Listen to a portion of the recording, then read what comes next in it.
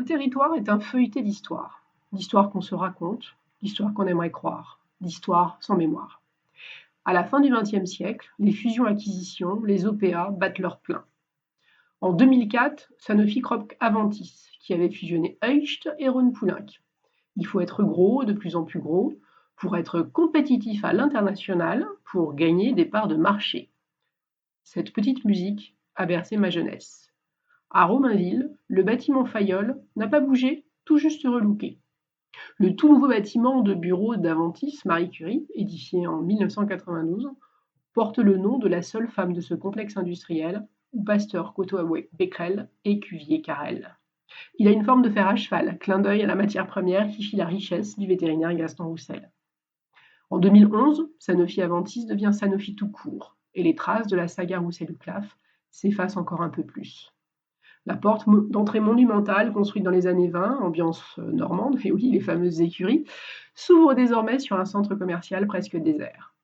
En 1978, un ancien ville raconte ses souvenirs d'ouvrier. Le 8 février 1937.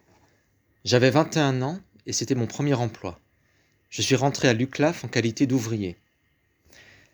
Mes souvenirs d'entrée, à la place de l'actuel bâtiment Fayolle, s'étendait un champ que venait labourer un paysan avec le cheval et la charrue. Il y a eu cette année-là une belle récolte d'avoine. La grande porte franchie, on se trouvait tout de suite en présence du pasteur, qui abritait un important service, le conditionnement, où travaillaient quelques 250 femmes. On y trouvait aussi un magasin d'habillement où l'on vous remettait blouses, toques et masques à gaz. Les fabrications s'effectuaient dans l'atelier principal, installé dans les bâtiments faisant face au pasteur. En ce qui me concerne, j'ai été affecté à la fabrication des hormones mâles.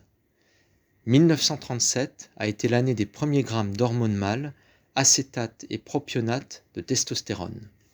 En 1978, le directeur général du groupe Roussel-Uclaf est serein. La coopération confiante qui s'est développée entre notre groupe et le groupe Hoechst a prouvé son efficacité, désarmé certaines critiques qui s'étaient fait jour et n'est plus maintenant un sujet d'interrogation ou d'inquiétude pour l'avenir. L'appui de Hoechst dans le cadre de l'économie européenne paraît un gage important de notre sécurité. 2700 salariés de Sanofi travaillent encore à Romainville au début des années 2000.